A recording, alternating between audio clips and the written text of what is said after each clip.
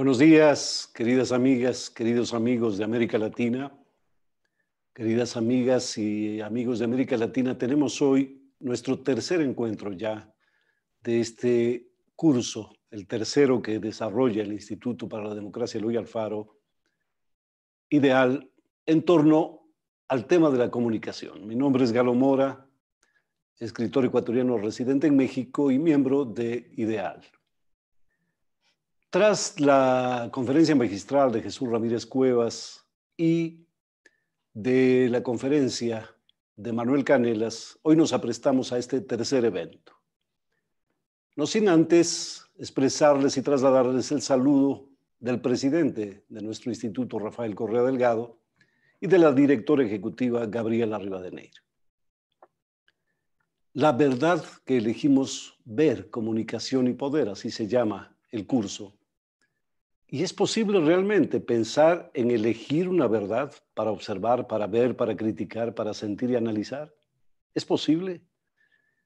Creo que esa demanda, esa pregunta, conlleva precisamente esta serie de análisis y respuestas que hemos tenido en la conferencia magistral y en el primer módulo que desarrollamos.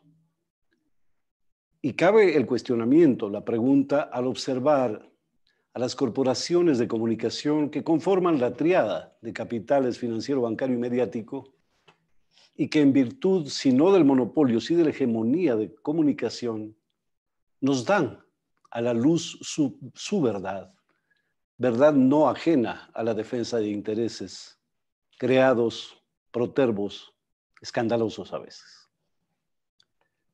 Este curso está dedicado a la memoria, obra, vida de Rodolfo Walsh, gran periodista y escritor argentino, quien en el prólogo a su obra Operación Masacre nos dejó un legado que es fundamental para la convivencia de los seres humanos y la defensa de los derechos humanos.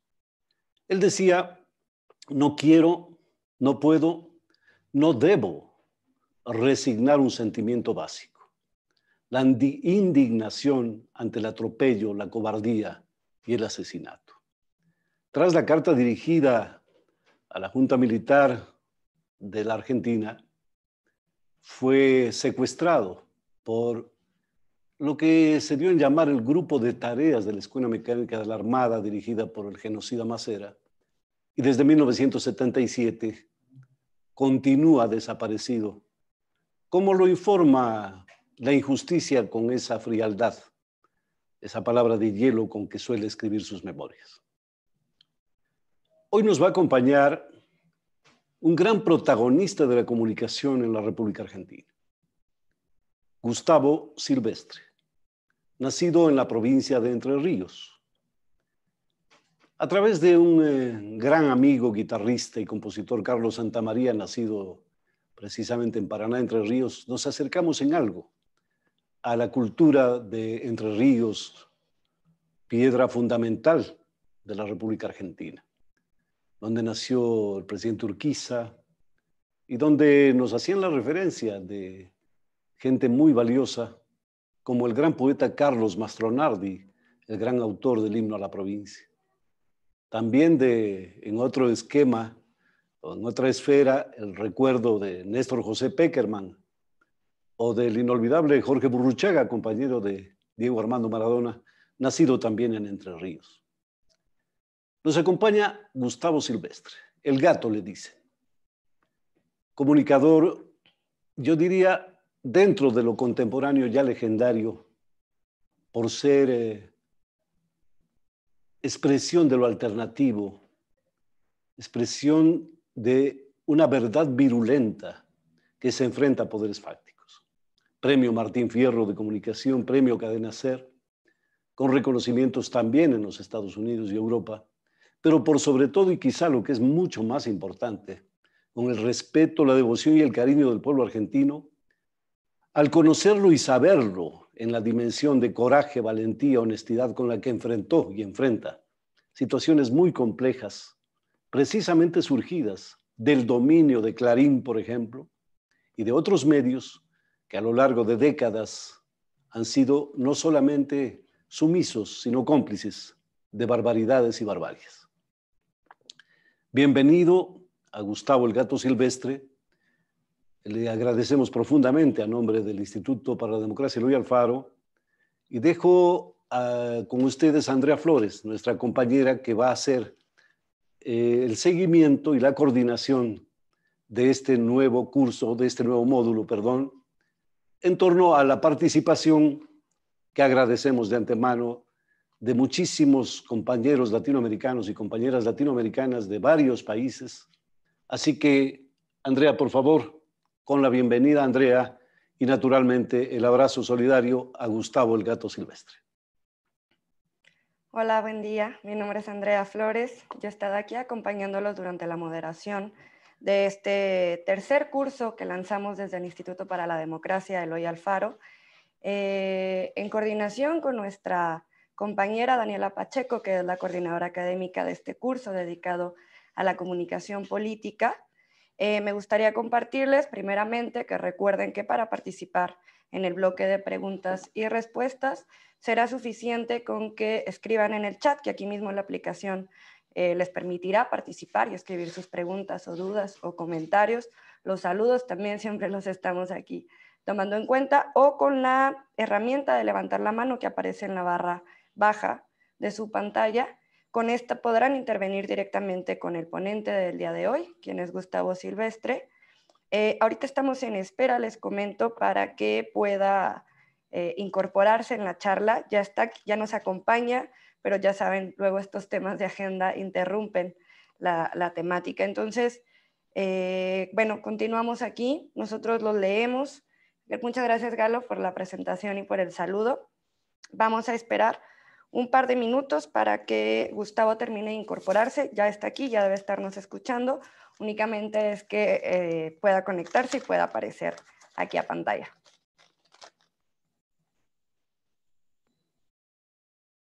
Estamos con sonido, ¿no? Cabe entonces, hasta que se incorpore Gustavo el Gato Silvestre, recordar algo que yo había sustraído, vale la pena decir, un fragmento de ese enorme poema de Carlos Mastronardi, el gran poeta de Entre Ríos, que decía: me alegré de jinetes que entraban siempre al alba, vi esquinas resignadas a un caballo y a un poste, luz de rosales, calles con lunas más cercanas, también vi guitarreros borrachos en la noche. Mastronardi, al igual que los ya citados antes, nació en Entre Ríos, igual que el Gato Silvestre, e igual que otros dos grandes músicos argentinos, Horacio Malvicino y el inolvidable Roberto, el polaco Goyeneche, quizá, tras la leyenda de Gardel, el más célebre de los cantores, intérpretes de ese sentimiento que se baila, como le decían, al tango argentino. Vamos a ver si tenemos ya la presencia. No sé si estamos con Gustavo. A nombre de Galo Mora y de Andrea Flores te saludamos, Gustavo.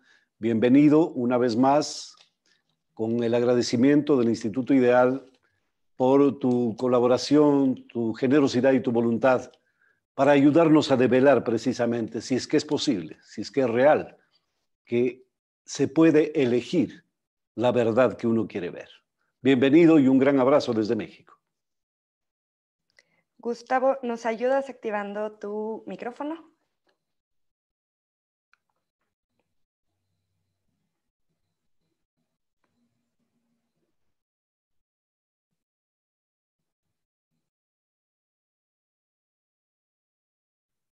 ¿Ahí me escuchan? Te escuchamos. Perfectamente, muy bien, bienvenido siempre.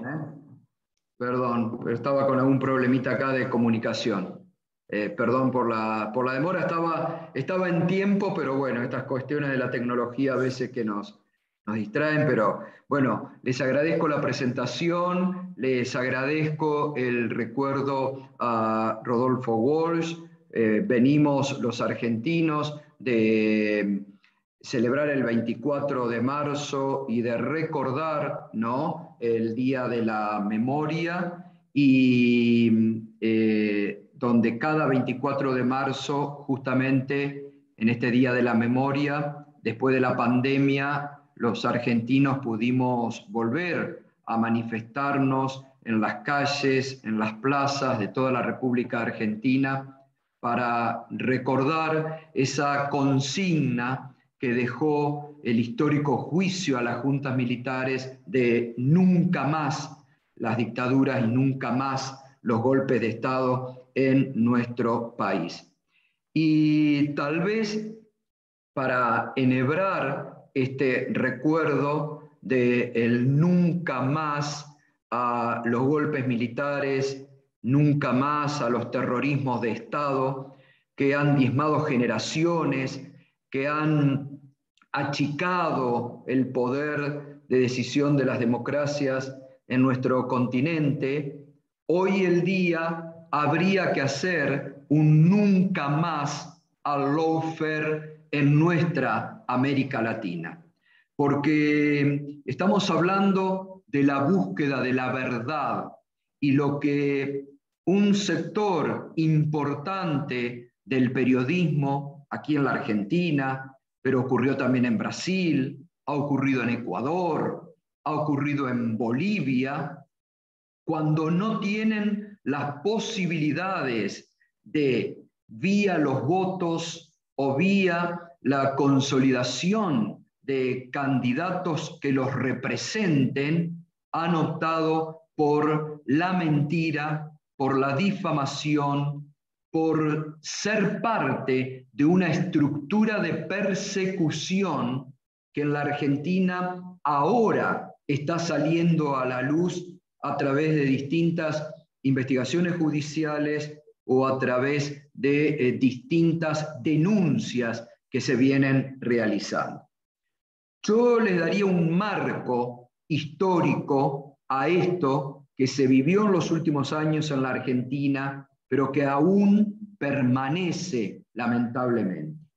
Y yo le diría que siempre, en ese recuerdo que hacía el amigo recién de Rodolfo Walsh, el periodismo argentino se ha caracterizado por ser un periodismo realmente de vanguardia, por ser un periodismo en la búsqueda de la verdad permanente, por ser un periodismo de objetividad, pero que llevado por un condimento político, llevado por un ingrediente que aquí en la Argentina ha comenzado a ser utilizado por la derecha, en otras partes del mundo también, como es el odio y la mentira.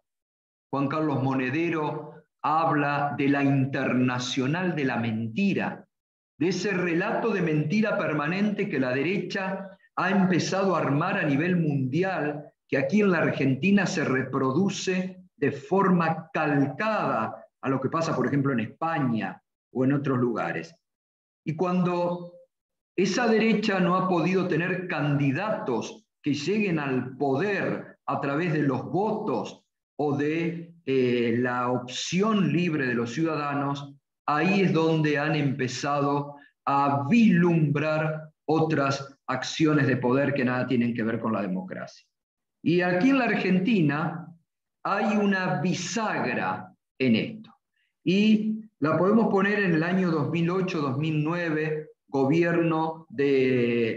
primer gobierno de Cristina Fernández de Kirchner, que pone una resolución que aquí se denominó la 125 para aplicar retenciones móviles a la renta que obtenían los grandes productores de soja en nuestro país. Como ustedes saben, la Argentina, después de la tremenda crisis que vivió en el año 2001, donde estuvo prácticamente al borde de la disgregación, al borde de realmente de la disgregación, porque fue la peor crisis política, económica y social que tuvo la República Argentina, alumbró un proceso de consolidación, de poder político sobre lo económico, inaugurado por Néstor Kirchner en el año 2003, que usando la política como se debe usar por sobre la economía, inauguró una senda de crecimiento económico, de consolidación político, de renovación de las instituciones jurídicas del Estado, que realmente fueron muy positivos. Esos 4 años fueron seguidos después por elección popular, por su esposa, que en ese momento era senadora nacional, Cristina Fernández de Kirchner. Pero, ¿qué pasó acá? Al poder real de la Argentina, ya no les gustó, primero que sea una mujer quien sea electa presidenta de la Nación. Y segundo, que sea no solamente una mujer, sino una mujer con convicciones, con carácter, muy inteligente, con decisión para llevar adelante lo que la ciudadanía había votado. Y ahí es donde el poder real empieza a ponerse nervioso y donde cierto sector del periodismo, sobre todo los grupos económicos de Clarín y el diario La Nación, empiezan a vislumbrar que se empezaba a instalar en la Argentina y se empezaba a consolidar en la Argentina un gobierno de bases populistas que venía a cambiar la historia, que le venía a dar crecimiento económico, político y con nuevas instituciones y nuevos roles. Y aquí es donde el poder se siente tocado. Y aquí es donde el poder empieza a vislumbrar que no tiene representantes sólidos, convincentes en la política que pueden llevar el mensaje de ellos y llegar en todo caso a la presidencia. Y usan esa resolución 125 que era muy justa porque proponía aplicar retenciones móviles, reitero, no a los pequeños productores de la tierra, sino a los grandes.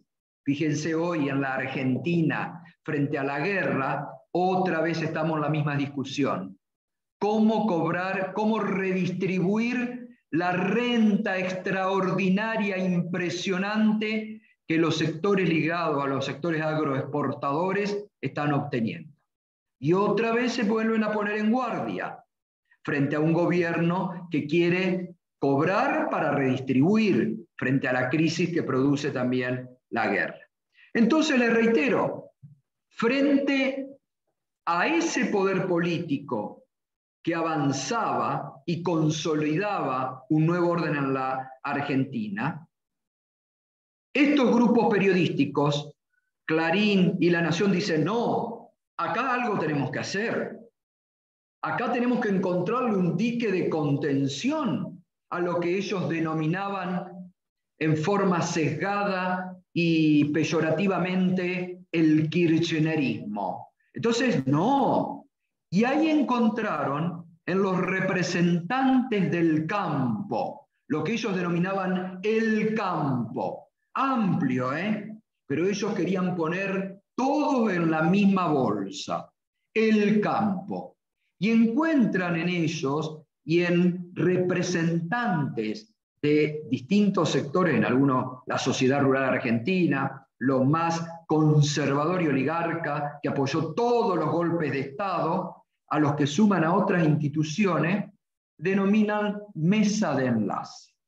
Y ese va a ser el dique de contención que usan frente a un gobierno democrático para, por primera vez en la historia argentina, hacer piquetes, ir contra la investidura presidencial como nunca se había visto antes en la Argentina y avanzar en la búsqueda de un orden que a ellos, a los poderosos, les sea más conveniente.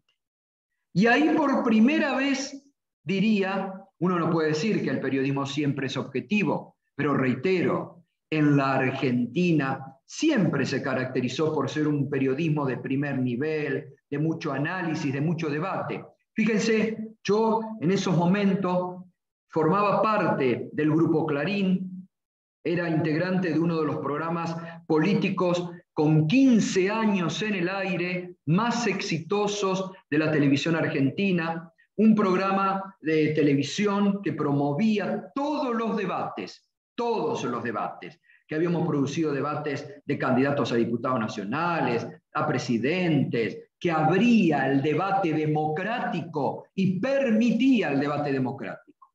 Pues en esa instancia, y llegado a este punto de este quiebre que se da con esta resolución, y lo que ellos consideraban que era un alerta, un peligro para sus intereses, toda esta posibilidad de debate se corta, a punto tal que yo que tenía 23 años de trabajo en ese grupo, tomé la decisión de renunciar, porque ya iba contra mis propios objetivos, mis propias convicciones de no poder dar ni ofrecerle a la ciudadanía el debate que hasta ese momento dábamos. Entonces, fíjense cómo acá el periodismo empieza a confundir su rol. Aquí el periodismo en la Argentina empieza a tener a partir de ese momento un rol político, que siempre lo podés tener tal vez, pero aquí empiezan a jugar y a tallar políticamente y en contra de esa investidura presidencial. Y la verdad que intentan poner un poder paralelo. Y aquí comienzan a gestar desde el periodismo, un periodismo que ya no daba debates, un periodismo que mentía, que desesperaba a veces cómo tergiversaban la realidad y la acomodaban a sus propósitos y a sus objetivos, que era ir contra ese gobierno constitucional.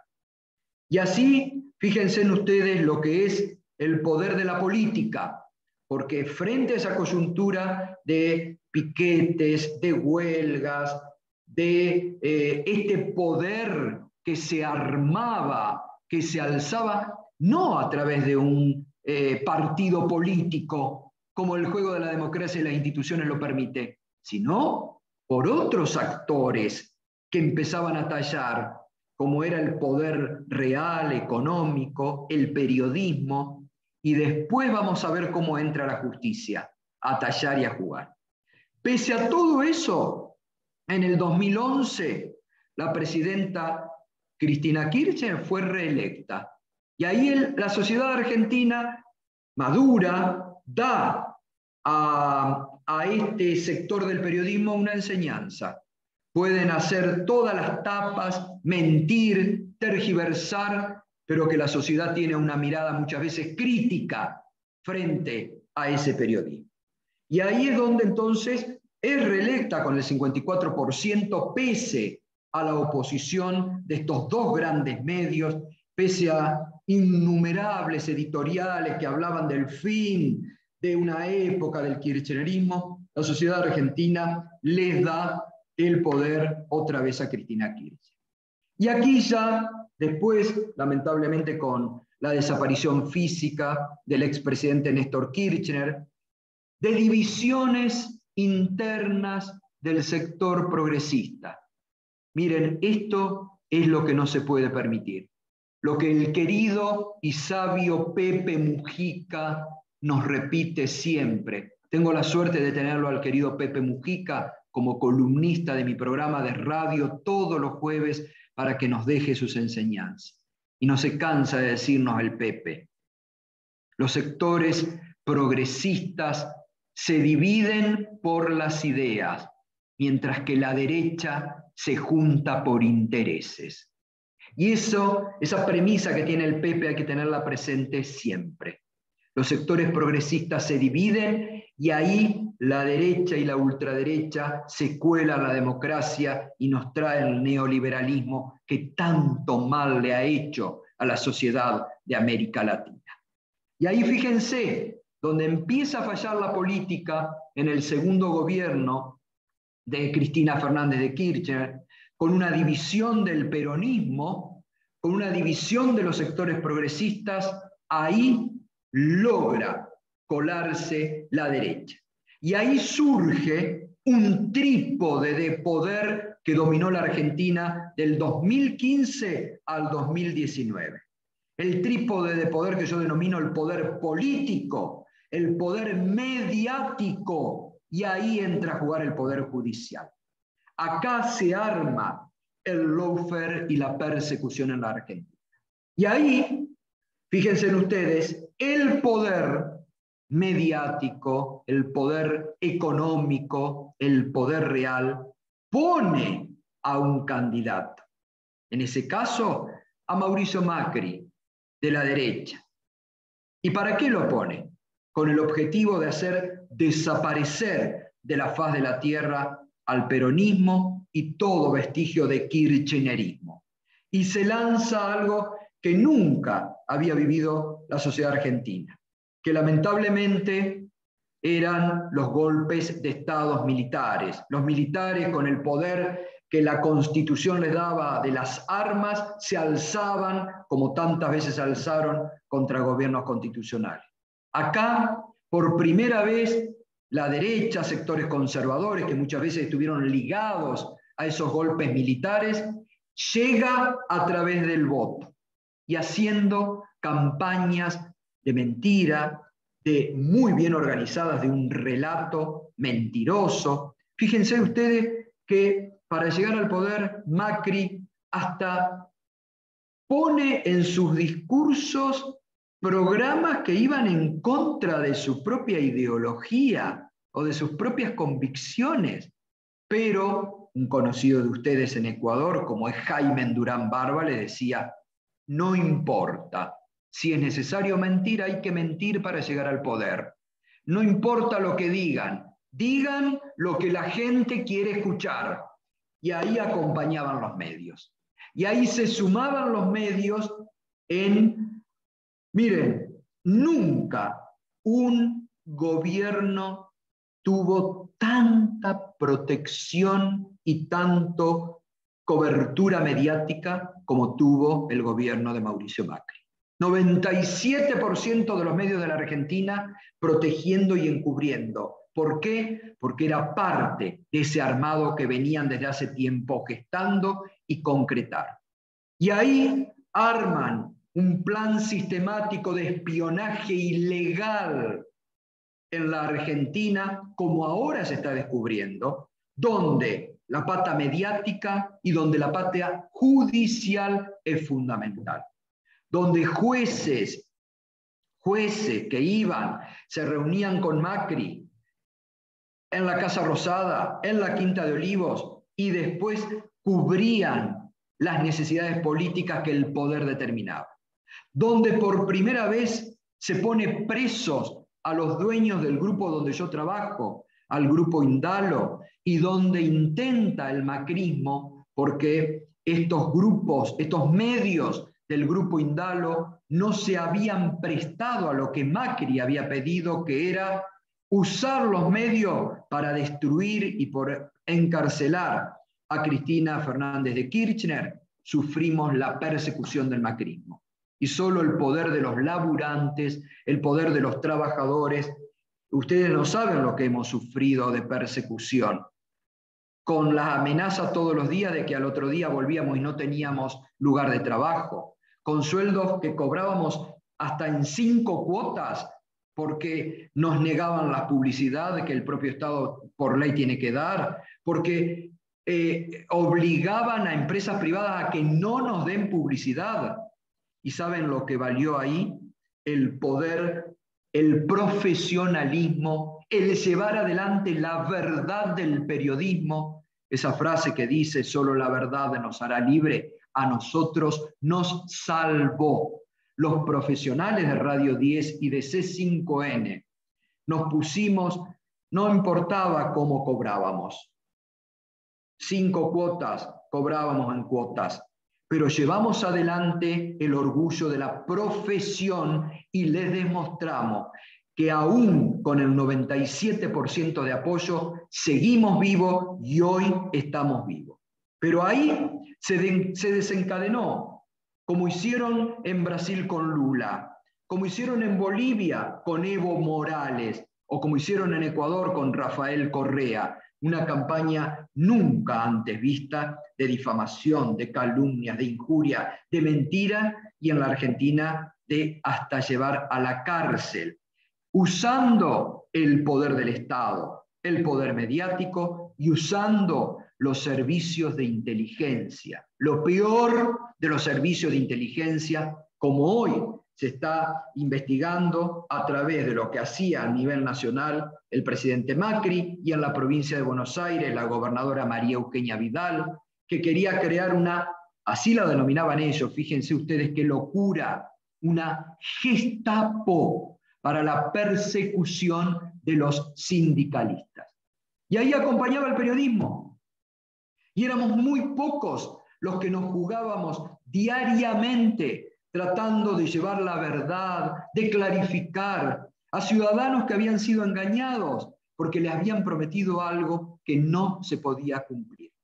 Y ahí es donde surgió el valor del periodismo profesional, de la verdad, que aunque cuesta, se impuso en nuestro país a las mentiras, a eso que hoy Juan Carlos Monedero dice, la internacional de la mentira. Pero, lamentablemente, hoy volvemos a estar frente a una situación que nos pone otra vez en alerta. Este gobierno popular, votado en el 2019, ha seguido teniendo todo este andamiaje creado durante los últimos 4 años, del 2015 al 2019, vivito y coleando. Lamentablemente, no hubo un poder político porque la ciudadanía votó una forma en el 2019 donde los votos de los diputados no alcanzaban para reformar la justicia, y donde lamentablemente la ciudadanía el año pasado votó a favor, esto es lo increíble, de los que durante 4 años llevaron una política neoliberal de destrucción del empleo, de la industria y de los sueldos en la Argentina. Esto es lo que a veces nos debe convocar a una autocrítica profunda de cómo los pueblos suelen en algunos momentos equivocarse, o cómo tal vez los periodistas que nos sentimos independientes, con la fuerza de seguir llevando la verdad, que trabajamos por todos los días por una justicia verdaderamente independiente, tengamos que seguir en el camino de clarificar, como digo yo, clarificar, aunque cueste día a día la realidad. Y hoy estamos otra vez en este brete. Estamos frente a una disyuntiva en la Argentina muy difícil. Fíjense lo que ha significado Brasil. En Brasil hubo un poder que se autocriticó y que dijo no. Lo que le hicieron a Lula fue todo armado y no se permite. En Bolivia se pudo recuperar el gobierno y también ese intento que llevó al golpe de Estado pudo ser parado, depuesto y devolver. Chile hoy tiene una experiencia que esperemos se consolide, pero fíjense que en la Argentina otra vez estamos en peligro, porque lamentablemente otra vez el peronismo se vuelve a dividir, otra vez los sectores progresistas se vuelven a dividir, y ahí es donde la derecha que gobernó, que hizo lo peor durante 4 años, se vuelve a unir con el solo objetivo de llegar al poder para cumplir con sus planes de ajuste, de privatizaciones, de sometimiento al pueblo, que muchas veces uno no se explica por qué se vota así. Y acá otra vez con el acompañamiento del 97% del periodismo que encubrió durante 4 años y que hoy vuelve con estas campañas de mentiras, de odio, de resentimientos,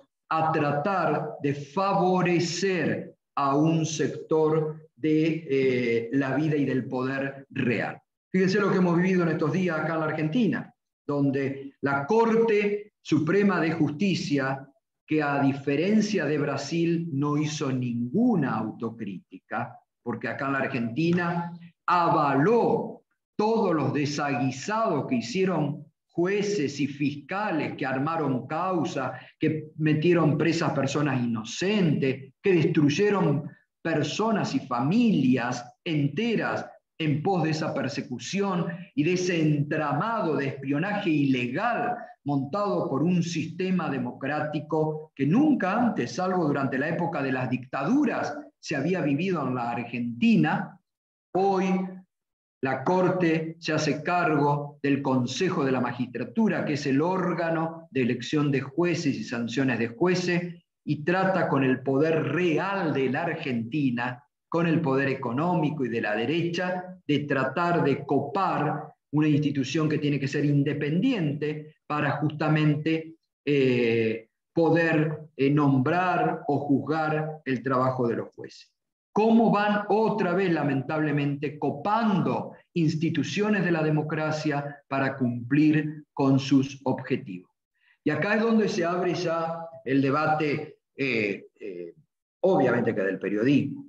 Fíjense, y quiero compartir con ustedes, yo tengo desde que cuando el actual Papa era arzobispo de Buenos Aires, teníamos una relación, él tenía una relación con el periodismo muy respetuosa, muy cercana, pero era un hombre de pocas palabras. Él siempre invitaba, tenía en cuenta el periodismo, hacía reuniones, pero era un hombre de pocas palabras con el periodismo.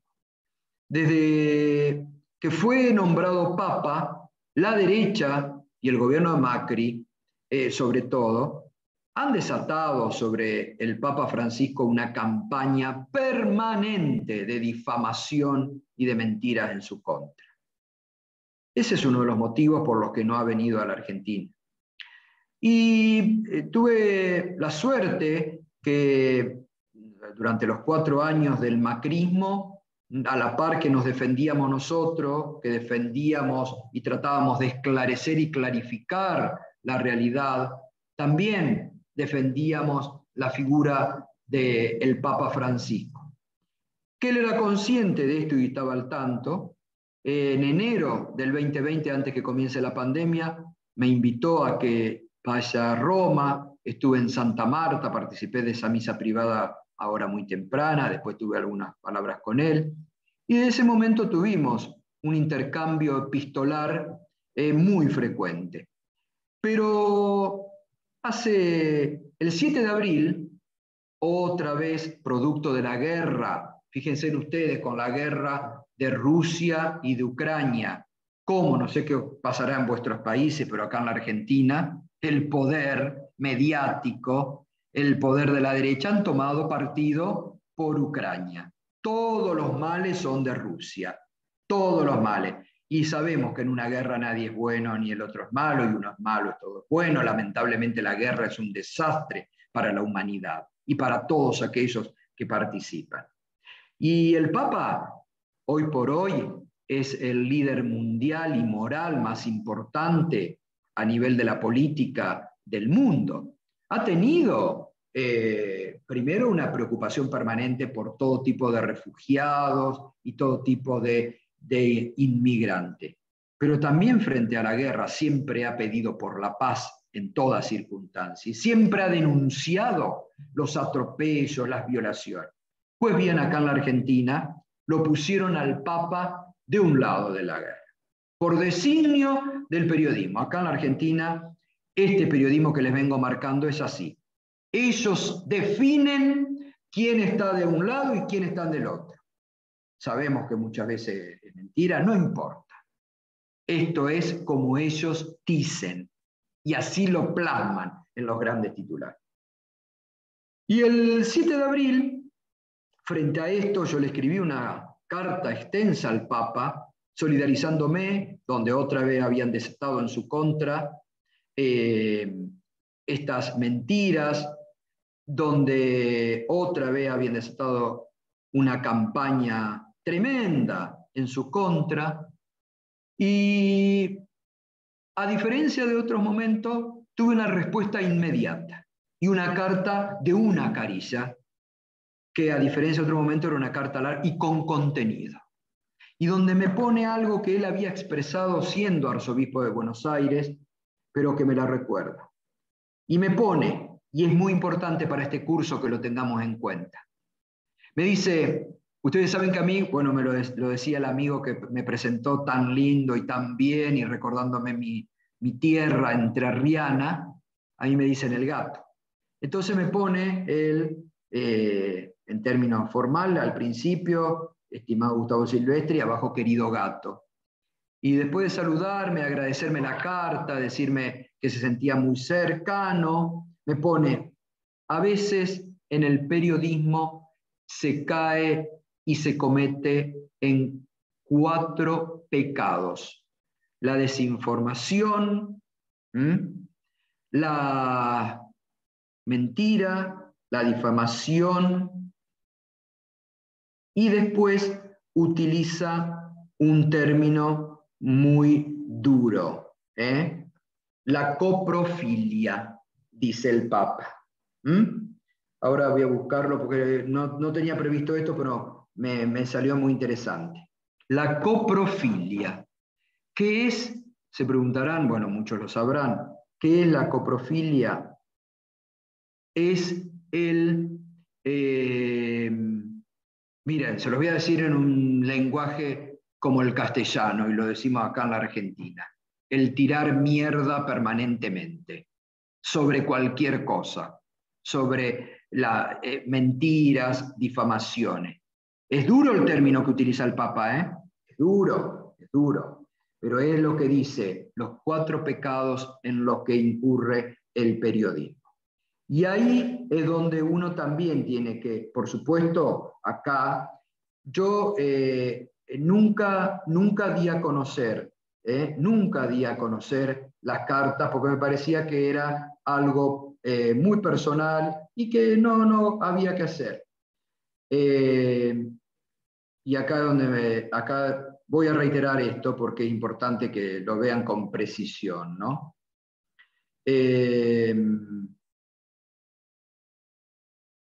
Caen en 4 pecados muchas veces los periodistas: difamación, calumnias, desinformación, ese era el que me faltaba, desinformación, calumnias, difamación y coprofilia.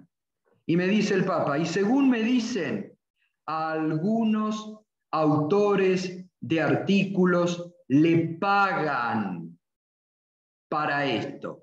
Triste, entre signos de admiración. Una vocación tan noble como la de comunicar, que caen en estas manos. Pero el refrán dice, duro acá lo que viene y lo que dice el Papa Francisco: por la plata baila el mono. Después me habla de su visita frustrada, pero esto que él lo pone como los 4 pecados del periodismo: desinformación, calumnias, la coprofilia y la desinformación. Esto también hoy nos debería llamar a los periodistas a un debate profundo sobre nuestra profesión, que lamentablemente aquí en nuestro país no se da.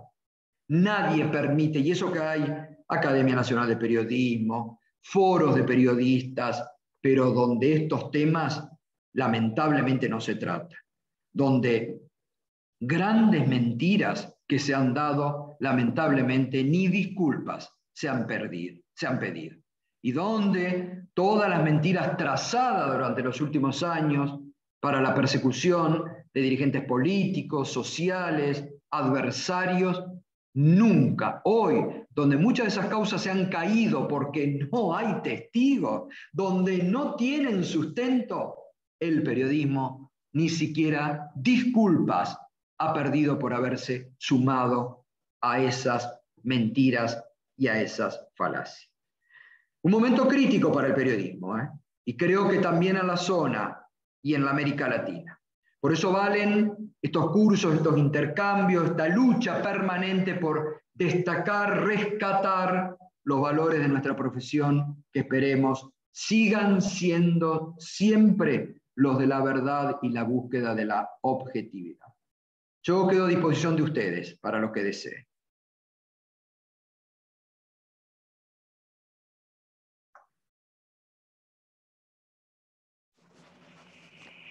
Excelente, Gustavo. Muchísimas gracias. Estoy aquí al pendiente de los comentarios, de los saludos que te envían desde todos lados, todos los países de Latinoamérica que nos acompañan en este curso. Tenemos ya aquí una serie de preguntas. comentarios, el rescate que hacen acerca de las frases y las anécdotas que nos has contado, pues es importantísimo. Sin duda esta última parte acerca de tu intercambio con el Papa, pues bueno, acá estamos tomando nota para incorporarlo como parte del aprendizaje que hemos obtenido a lo largo de este curso. Ahí en mi sitio, les aclaro, en mi sitio web, en www.gustavosilvestre.com, pueden encontrar la carta completa del Papa. Excelente, pues eso es un dato que aquí se lleva a la coordinación académica para compartirlo con los compañeros. Esto siempre es importante rescatarlo. Para los foros de discusión que luego habilitamos también es buenísimo, claro, poder ahí siempre es más, regresar. Si hoy buscan en el diario Clarín, en la página 2, en mini editoriales que hacen, van a ver cómo no les gusta nada la utilización de este término coprofilia, y donde, bueno, una vez más atacan a la figura del Santo Padre. Acá seguramente lo estaremos incorporando con los medios opositores, no lo dudamos. Y sí, también acá esto que decías, ¿no? Sobre esta obsesión, esta coprofilia que tienen los malos periodistas, pues sí, se acompaña a procesos importantes. Esto sucede en México y como nos lo comparten compañeros, como bien mencionabas, peruanos, ecuatorianos, bolivianos, donde toda esta estrategia ha tenido un impacto fuerte, ¿no? En los pueblos latinoamericanos. Pues bueno, al parecer en todos lados se replica estos 4 pecados que mencionaba el Papa Francisco. Y también es cierto esto que señalabas acerca del lado que han tomado en el conflicto Rusia-Ucrania y esta ignorancia absoluta, ¿no? Y todo el manejo que han dado los medios. Bueno, en México también ha sido parte de esta estrategia. Yo voy a estarte acompañando en este bloque de preguntas y respuestas. ¿Cómo no? Ya tenemos algunos compañeros y compañeras con cuestiones bastante interesantes. Si te parece, vamos a hacer lo siguiente. Vamos con un primer bloque de 4 preguntas. Bueno. Van a intervenir los 2 compañeros que tienen la mano levantada y yo le voy a dar lectura a 2 preguntas que nos han compartido en el chat. Entonces, mientras yo te comparto estas 2 preguntas, les doy acceso a los 2 compañeros. Y luego pasamos contigo para que respondas estas 4 preguntas y dependiendo de cómo vayamos avanzando, generamos un segundo bloque y último, ¿no? Entonces, bueno, primero tenemos a Edwin Mendoza de República Dominicana, tenemos a Zulay Maestre de Venezuela y quienes van a intervenir con su cámara y micrófono son Asdrúbal Alamilla de Venezuela, a quien ya le estoy dando el acceso, y a Héctor Paz. Entonces, mientras ellos acceden, yo le doy lectura a la primera pregunta de Edwin Mendoza. Dice, ¿qué papel juegan los medios de comunicación privados y públicos también en el fortalecimiento o en el fracaso de la democracia formal? ¿No? Él aquí está hablando acerca de democracia formal. Y tenemos a Zulay Maestre, compañera venezolana, que nos menciona, excelente tema del ponente Silvestre. ¿Cuál sería el rol del comunicador que desea llevar la verdad de la noticia cuando existen divisiones entre los partidos políticos de izquierda, los cuales no favorecen a la mediática de la derecha? Ahora escuchamos al compañero Héctor Paz, si puedes acompañarnos con tu cuestión, Héctor. Y estamos también en espera de Asdrúbal. Si no logramos aquí la conexión, vamos con tus respuestas, Gustavo. Sí, yo preferiría que vayamos así intercambiando, así lo hacemos más dinámico y no me olvido. Primero, bueno, los medios privados son los que lamentablemente aquí en la Argentina, en su gran mayoría, han estado durante estos últimos 4 años acompañando todo este proceso de lawfare y de persecución y de encubrimiento a estas prácticas nefastas que ha tenido el gobierno de Mauricio Macri y la derecha. Los medios públicos, lamentablemente, fueron castigados a punto tal que el ministro encargado de esos medios intentó el cierre de la agencia estatal TELAM, con una tradición larguísima de muy buen periodismo, intentó y pedían por el cierre de la televisión pública y de la radio pública en la Argentina, hasta eso. Y es más, hoy dicen que se arrepienten de no haberlo hecho. Es decir, no van a volver mejores si vuelven, van a volver peores y con mayor persecución hacia los sectores del periodismo independiente. Y por otra parte, el rol de los comunicadores, y lamentablemente yo creo que los comunicadores que podemos tener una beta hacia todo lo que se denomina estado de bienestar o progresismo en la región, tenemos que también sembrar positivamente para tratar de unir. Miren, yo les voy a contar lo que fue, yo tengo 40 años de profesión, desde que comencé a los 16 años a trabajar en mi ciudad natal de Entre Ríos, Concepción del Uruguay. Y gracias a Dios, desde el año 1983 a la fecha, he sido testigo de todos los gobiernos democráticos que ha tenido. Y he tenido diálogo y contacto con todos los presidentes, menos con Mauricio Macri. Menos con Mauricio Macri, que nunca, siendo presidente, nos dio una nota y nos negó esa posibilidad. Pero yo les digo, en estos 40 años que hemos vivido, nunca en la Argentina se vivió un proceso de persecución de estas características como el que vivimos durante el 2015 al 2019.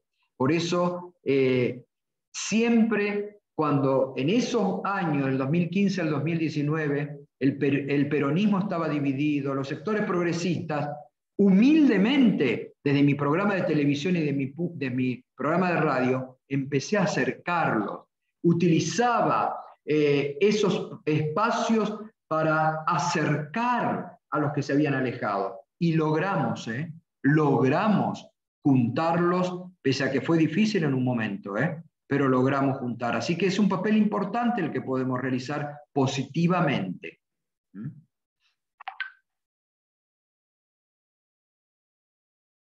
Héctor Paz, y si gustas podemos ir con este 1 a 1 de las preguntas que han aparecido por un bloque. Vamos contigo, compañero Héctor. Hola, muy buenas tardes. Muy buenas tardes al equipo del Instituto Ideal y también a Gustavo Silvestre, a quien he escuchado con mucha atención. Este es un tema que interesa bastante porque en Chile también ocurrió un caso muy parecido con un ex candidato presidencial, Marco Enrique Ominami. En este sentido, quisiera preguntarte, Gustavo, acerca de cuáles han sido si es que hay avances en formas de contrarrestar estos ataques a nivel quizá latinoamericano, teórico, porque digamos que en los distintos países en los que ocurrió, pareciera que cada país o cada líder o cada movimiento político involucrado y afectado por esto tomó estrategias distintas. ¿Cuál de ellas, quizás qué elementos fueron más efectivos que otros? ¿O eso depende plenamente de la realidad de cada país? Eso, Gustavo, muchas gracias. Un gusto y te saludo, Héctor, y es un amigo, Marco Enrique Ominami, que lo estimamos mucho aquí en la Argentina y particularmente tengo una muy buena relación con él. Y es verdad lo que tú dices, Héctor, porque lamentablemente, fíjate que cuando existía la UNASUR, a través de la UNASUR también se podía poner hasta en debate estos temas. Acá el primero que advirtió sobre lo que se venía, incluso antes que a él le pasara, fue Lula. Lula, que ustedes saben, tiene una relación con la Argentina muy especial y a quien yo conozco desde hace muchos años, pero Lula cuando venía a la Argentina, incluso durante la última presidencia de Cristina Kirchner, empezó a advertir él, ojo con el poder de los medios, porque hoy los medios están jugando un rol que no les corresponde, porque como yo les decía al inicio, juegan hoy un rol de partido político. Acá había un dirigente radical, César Jaroslavsky, que fue presidente de la bancada de diputados durante el gobierno de Raúl Alfonsín en la Restauración, que decía, los medios atacan como partidos políticos y se defienden como medios de comunicación o con la libertad de prensa. Pero qué interesante, ¿eh? Atacan como partidos políticos, atacan como políticos, pero cuando les toca, cuando se las devuelven, dicen, ataquen a la libertad de expresión. Es lo que usan mucho aquí en la Argentina. Cuando se están al descubierto, cuando las mentiras que han puesto en tapas, quedan al descubierto, o cuando se intenta, como se intentó en la Argentina, una ley de medios que realmente era muy importante, ¿qué hicieron estos medios de comunicación? Con jueces amigos la pararon. La pararon con jueces amigos. Y cuando llegaron al poder con Macri, ¿qué hicieron? Derogaron la ley de medios. Derogaron la ley de medios.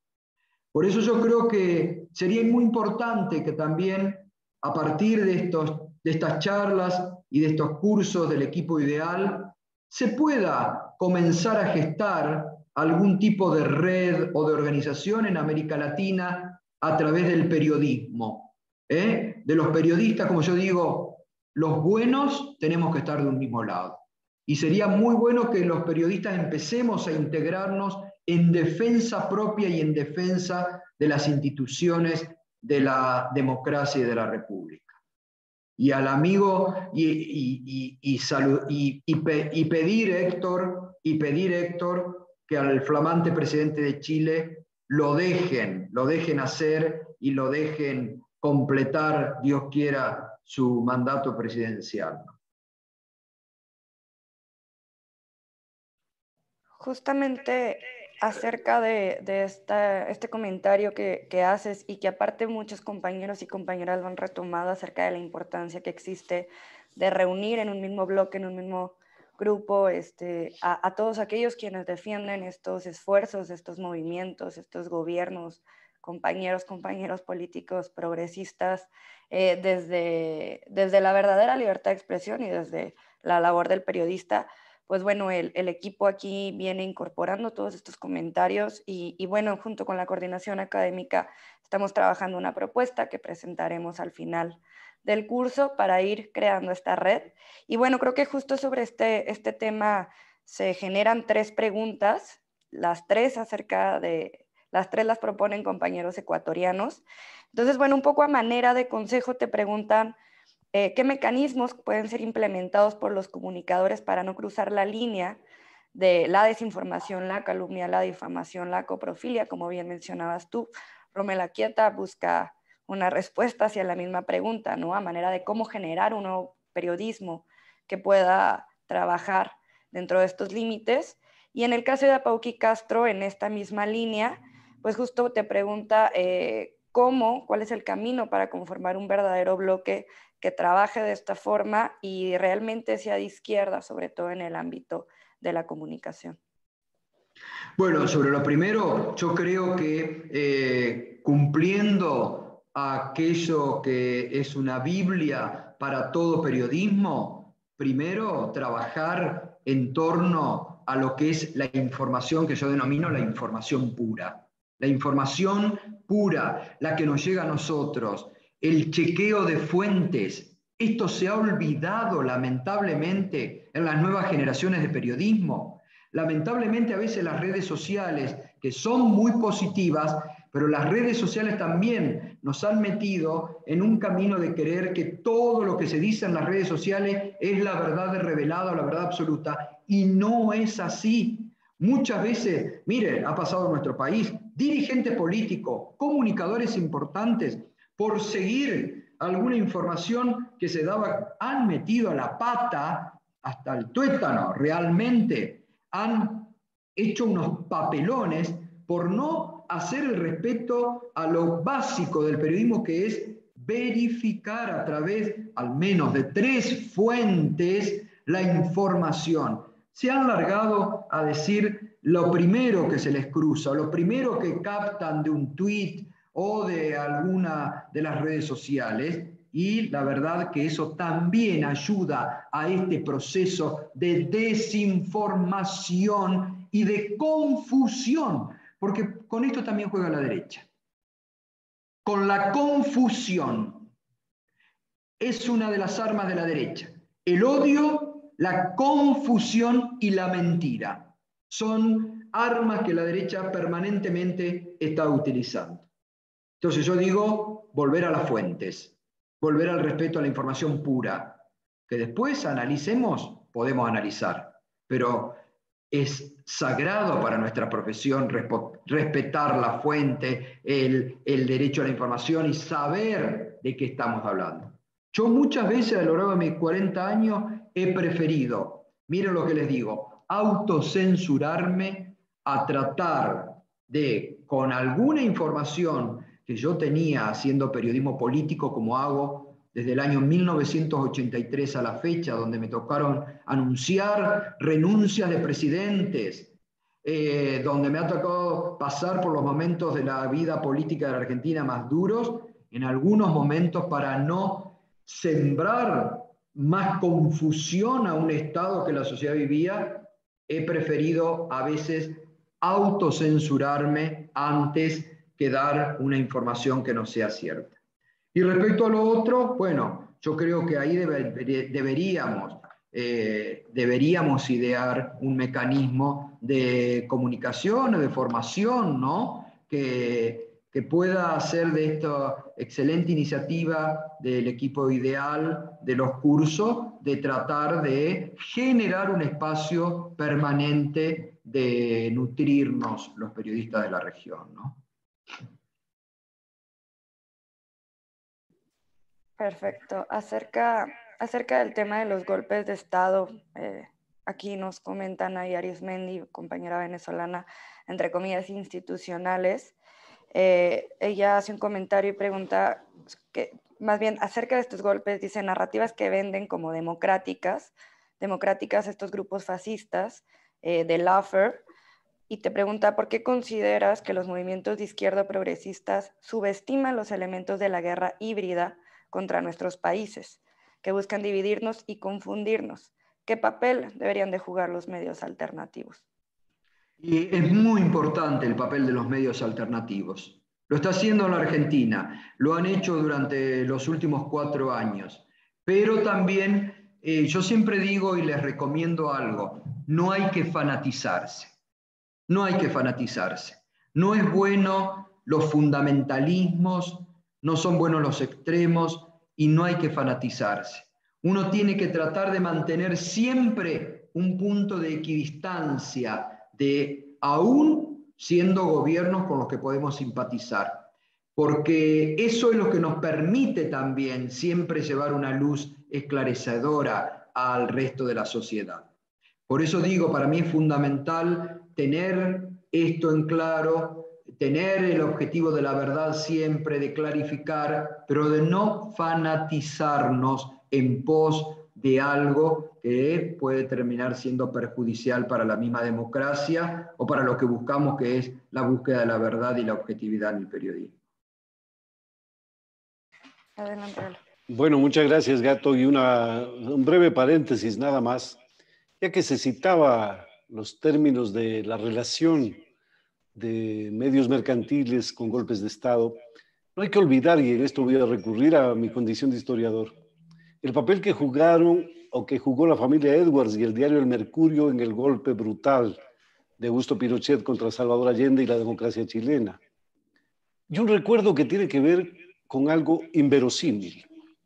En la última campaña presidencial del Ecuador, una disposición determinó que Rafael Correa Delgado no podía aparecer ni en propagandas, ni su imagen, y finalmente tampoco su voz, es decir, censurado y convertido en fantasma, en duende. Y lo que alguna vez comentábamos con el presidente Correa es que en 1956, en el gobierno de Onganía, en tu país, surgió una ley de censura, un veto a la palabra Perón, al vocablo Perón.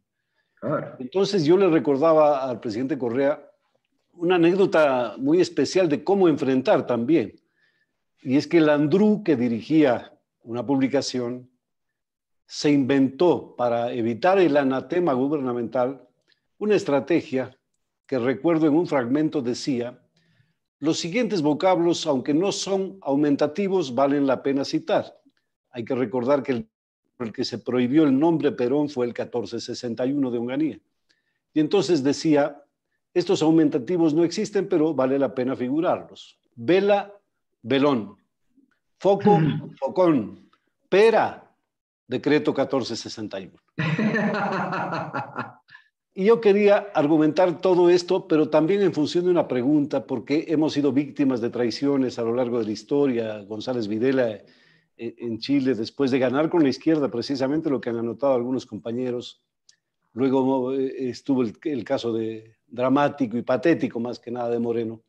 Pero hay un caso particular en el periodismo y en el periodismo argentino, que es el de Jorge Lanata. Y yo quisiera saber, porque creo me sumo a la categoría de las preguntas, ¿qué pasó con ese personaje? Qué difícil. Eso sí que es pregunta difícil, ¿eh?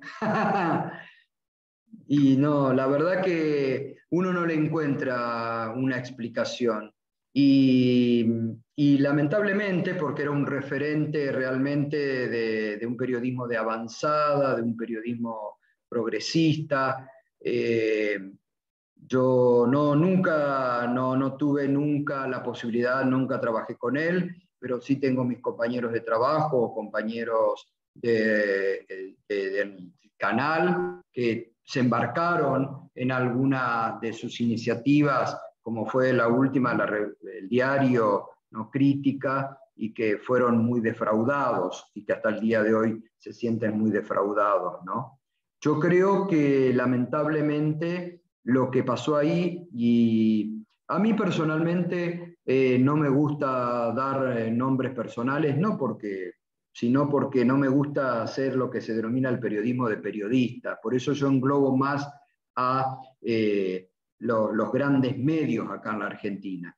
Y ahí es lo que yo les marcaba al inicio, ¿no? Como el Grupo Clarín, que tomó postura y que llevó adelante esa búsqueda que ellos decían, ese dique de contención para parar al kirchnerismo, que no lo intentaban a través ustedes saben que acá han manejado a muchos dirigentes políticos, sindicales, jueces, este grupo a través de los años, no encontraban cómo pararse frente al kirchnerismo.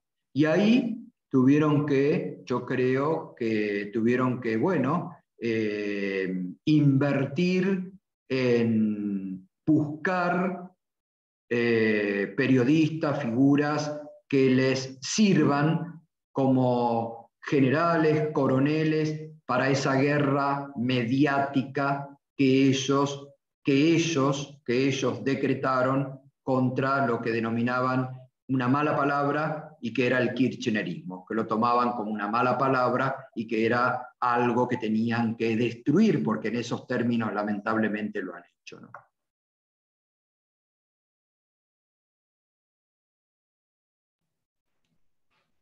Para ir cerrando, vamos con el compañero Santiago del Hierro, quien busca intervenir directamente aquí con nosotros con su cámara y micrófono. Santiago, te escuchamos. Aquí estamos pendientes de que te conectes. Y si no, en lo que te conectas, le doy lectura a la intervención a través del chat de la compañera Marcela. Contestamos esta, vamos con Santiago y con esto podemos dar fin al bloque de preguntas y respuestas para esta sesión de hoy. Marcela nos dice, terrible el panorama actual, su pregunta aparece, ¿no? En torno a todo lo que se mencionaba, aunado al tema de los golpes de Estado, del papel de los medios de comunicación mercantilistas, y ella hace énfasis acerca del tema de los medios públicos. Dice ella que estos jugaron alguna vez un papel relevante como opción ante todos los medios corruptos, y te pregunta qué pasó con ellos, qué habría pasado con ellos. Y porque lamentablemente todos los gobiernos neoliberales, yo les ponía el ejemplo acá de la Argentina, los trataron de debilitar.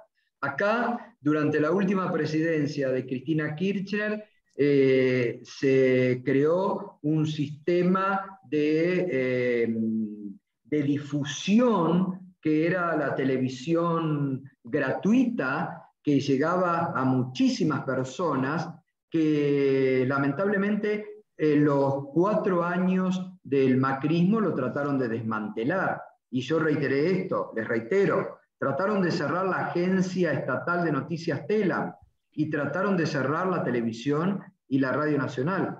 Miren hasta dónde avanza el poder mediático.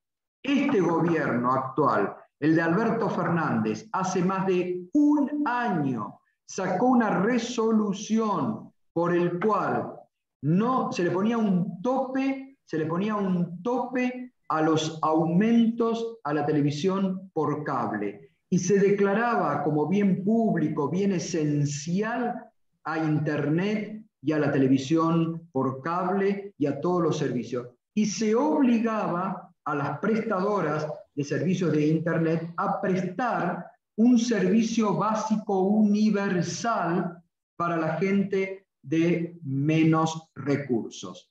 ¿Saben qué hicieron? El poder real, Clarín, sobre todo, tocó a uno de sus jueces amigos y paró la justicia de la Argentina, paró esta resolución.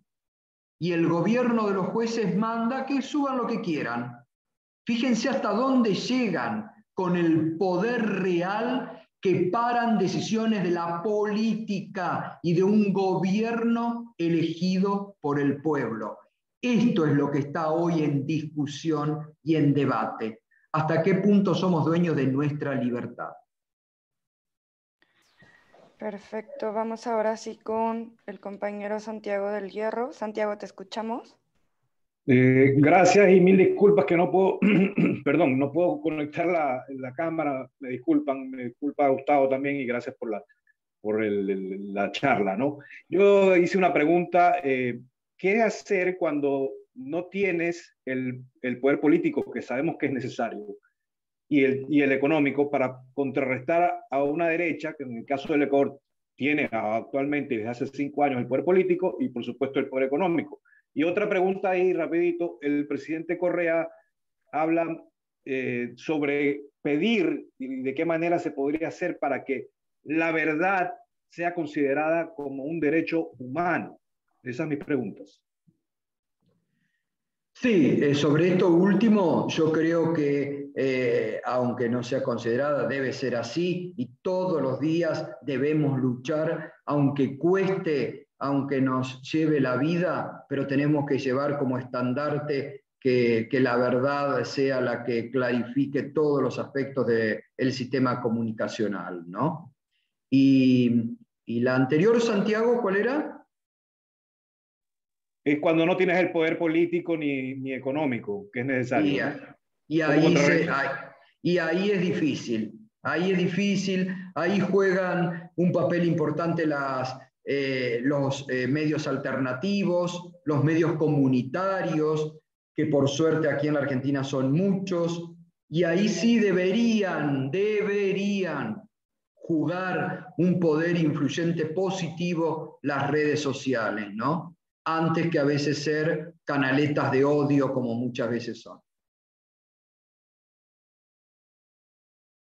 Con la pregunta de Santiago del Hierro, concluimos nuestro bloque bastante dinámico e interactivo de preguntas y respuestas, bastante enriquecedor.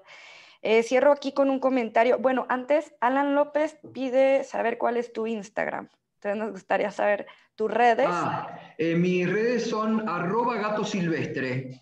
@gatosilvestre mi Instagram, mi tweet es @gatosilvestre y mi página web es www.gustavosilvestre.com, donde ahí les decía encuentran toda la nota completa y la carta del Papa Francisco.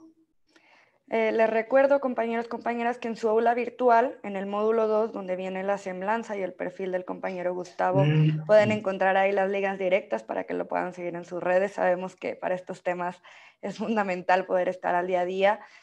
Siempre estamos consultando las redes en todos aquellos quienes compartimos y queremos saber e informarnos acerca de su opinión. Y bueno, estarte escuchando el día de hoy, la verdad es que es como estar viendo un programa tuyo, escuchando tu radio, leyendo una columna, pero de 2 horas. Entonces, bueno, es fascinante y te agradecemos mucho la perspectiva que nos brinda la experiencia argentina. Creo que siempre ha sido bastante formadora, enriquecedora para quienes estamos acá buscando, queriendo dar la batalla desde los proyectos en los que creemos y confiamos. Entonces, bueno, de mi parte y del equipo te agradezco mucho el tiempo y la construcción de conocimiento que nos has ofrecido el día de hoy.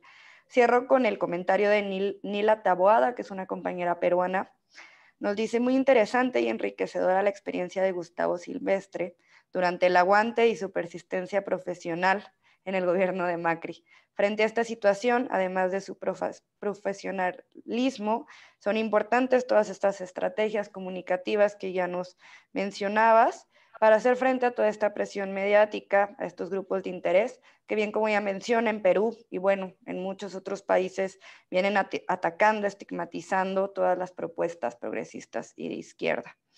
Ella menciona que en su caso no dan respiro al gobierno del presidente Castillo y agradece mucho la atención y tu charla. Vayamos ahora con el compañero Galo Mora para despedir este segundo módulo de nuestro curso, la verdad que elegimos ver, comunicación y poder.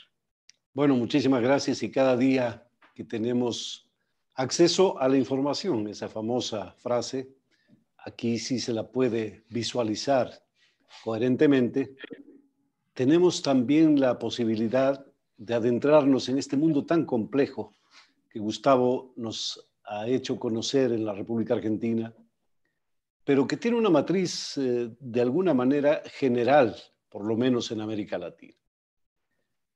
Creo que al agradecerle profundamente por su honestidad, coraje, valentía y su talento para la comunicación, la necesidad de que su palabra sea escuchada, invocar aquello que mencionó respecto de la tesis o de la premisa enarbolada por nuestro querido amigo Juan Carlos Monedero sobre la Internacional de la Mentira. Y creemos entonces que con el apoyo fundamental de nuestros panelistas, nuestros conferencistas, podremos desarrollar a través de Ideal algo que se parezca a la Internacional de la Verdad. Quizá con eso podemos sellar, y agradecerte profundamente desde Ciudad de México, desde el Instituto para la Democracia Eloy Alfaro, tu presencia tan significativa en este ya tercer encuentro de este curso sobre comunicación y poder. Mil gracias a ti. No, muchísimas gracias, a disposición de ustedes. Ojalá también podamos ir conformando una red de periodistas para nutrirnos cuando en nuestros países necesitamos información de otros a través de esto, de que ustedes puedan también nutrir una red de contactos, que sería bueno, ¿no? Cuando ocurre algo en alguno de nuestros países de la región, que sepamos a quién consultar y que en forma desinteresada cuenten conmigo para lo que necesiten de la Argentina. Y muchísimas además, gracias. Con el deseo de poder vernos personalmente también en algún momento, en un gran foro. Muchas gracias, Gato. Muchísimas gracias, Gracias a compañeras y compañeros que han estado conectados, que han participado a través del chat o directamente con su palabra, y los convocamos para el próximo encuentro. No sé, Andrea, si tenemos ya fecha definida.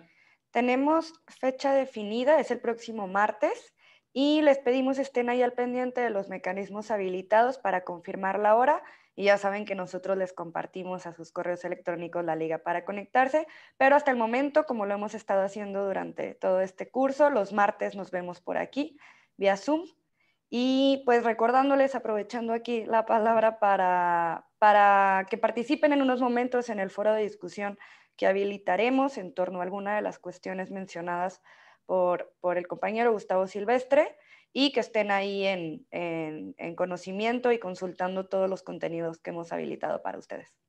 Muchísimas gracias a todas y todos, y un abrazo fraterno desde Ciudad de México.